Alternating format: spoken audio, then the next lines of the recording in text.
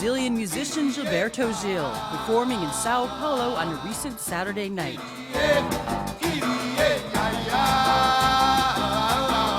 Meet hardworking Brazilian politician Gilberto Gil, back in the relative calm of his office in Brasilia, performing his daily duties as Minister of Culture. 62-year-old Gil was appointed to the cabinet in 2003 by President Lula da Silva, Brazil's first left-wing leader in more than 4 decades, who took office promising to champion the common people. When Lula asked Gil to join the government, he agreed that the pop star could continue performing on weekends and during holidays. Gil is passionate about his desire to raise the respectability of popular music and bring the arts to a broader segment of the population. One thing that is very important in a country like Brazil, for instance, is culture as a factor for inclusion, you know. Gil was already one of the best-known cultural figures in this country before he joined the government, and he still has a huge following today. I just want to say that Gilberto Gil is the best musician here in Brazil. So Gilberto Gil is one of the most important compositors of Brazil, an important singer. He's one of the representatives of the Tropicalia movement. Tropicalia was the popular anti-establishment musical movement Gil helped found in 1968. His lyrics criticizing the military dictatorship of the day landed him in prison and then exile in London for 2 years. They had a focus, they had a program, they had a vision, and whatever was not part of that, you know. I was not part of that, so. Gil was born near the city of Salvador in northeastern Brazil. He came from a middle-class family and grew up listening to local traditional music and to the Beatles. He says he knew he wanted to be a musician when he was 2 years old.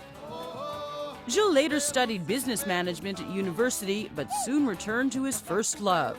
His musical style hasn't changed much since he formed his first band at the age of 14. Still very much lyrical and romantic in a sense, very humanistic. Gil is obviously different from most government ministers, his trademark dreadlocks included, a fact he readily acknowledges. But he easily bridges the gap with fellow cabinet members, such as Minister of Development, Industry and Trade, Luis Fernando Furlan, the former CEO of food giant Sadia, who has brought his family to see Gil in concert. Gil's political role has clearly enhanced his power to enact social and cultural change in Brazil, allowing him to promote funding for art exhibitions, campaigns for literacy, and events in support of landless peasants.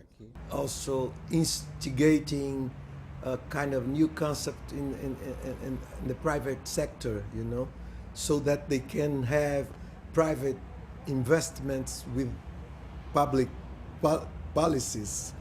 The Brazilian music market is worth more than $300 million, with local artists accounting for nearly 80% of all recording sales. The industry employs roughly 60,000 people, and Gil wants to make it a vital part of Brazil's growth. In England, for instance, cultural industries grow at an average of 3-4 times the average for the rest of the economy. Gil also hopes Brazilian music can boost export revenues and has traveled widely to promote the local industry. For such a high-profile figure, Gil is remarkably low-key. The morning of our interview, he took a regular flight from Rio de Janeiro to Brasilia, claimed his own luggage, and hailed a taxi. If it's to lose my natural flavor, I better don't be a minister. The man commonly called the Minister of Cool is never likely to lose his so-called natural flavor, nor his fan base in the worlds of business, music, or politics.